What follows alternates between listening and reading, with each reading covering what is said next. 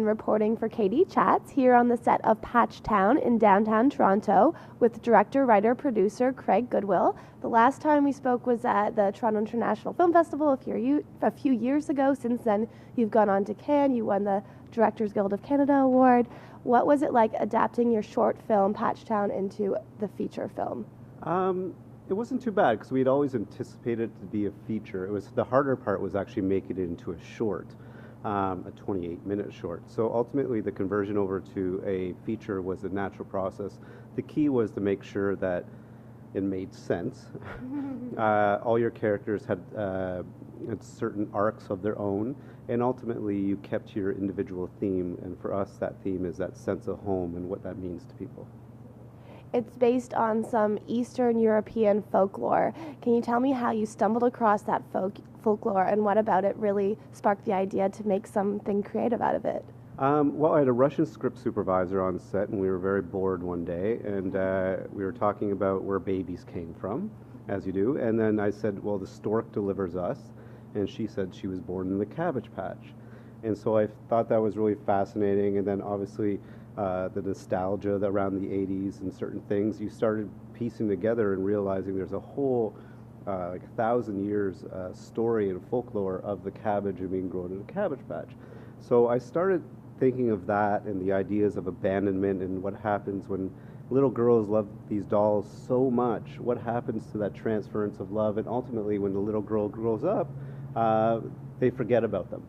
And so it just started kneading away, and then adding the music was just a device because I needed to communicate so much information that doing it through song seemed the best way to do it. How did you go about casting your feature project? Well, half the cast was in the short, so it's nice. So all the characters come to the project with a good sense of who the character is. The rest of it were archetypal characters. And so you started reaching out to wonderful talent like Alan C. Peterson and Stephanie Patsillis, and she was the lead on Hairspray, and Alan just plays that boss character all the time. So you really relied on their experience and talent to fall right into the character. And you have Rob Ramsey as your lead actor. Tell me a little bit about the story. How do we follow him throughout his adventure from the Cabbage Patch, without revealing too much? Well, ultimately, he much like the short, he longs for his mother and wants to be reconnected with her. But his main goal is to get his family out of Patchtown because it's such a deep, dark, dystopian type place.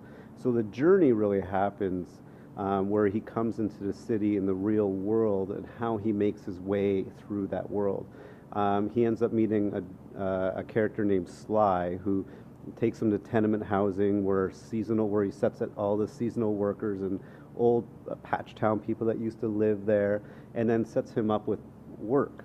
Ultimately, the only way Patchtown people can get around is as seasonal workers.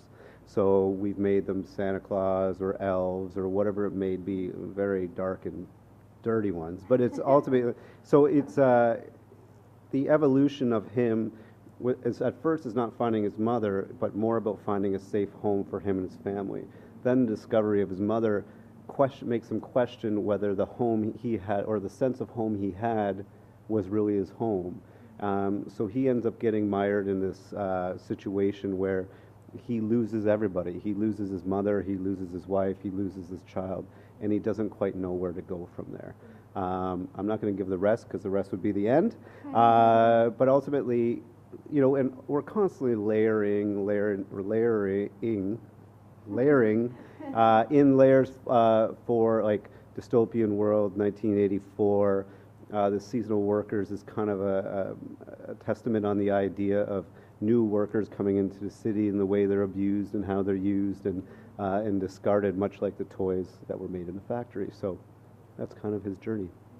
And how has everything been running on set?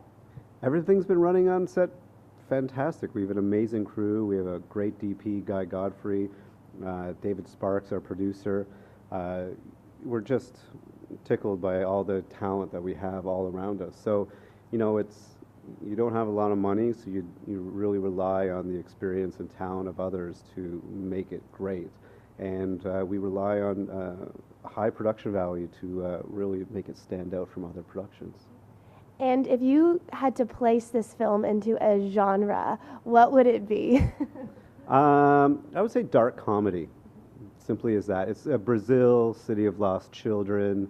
I always like using the Big Trouble in Little China as well as a reference, if anybody even remembers that film. So that's kind of the realm what we're dealing with. There is a little music similar to what Monty Python used to do with music, but I would put it into a dark comedy. And where's the best place to find out more information on you and on the film online? I would say Facebook, Twitter, YouTube, and patchtownthemovie.com. Thank you so much, Craig. It was lovely seeing you again, and best of luck with the project. Thank you very much. I'm Katie Uhlmann reporting for Katie Chetz here on the set of Patchtown in downtown Toronto.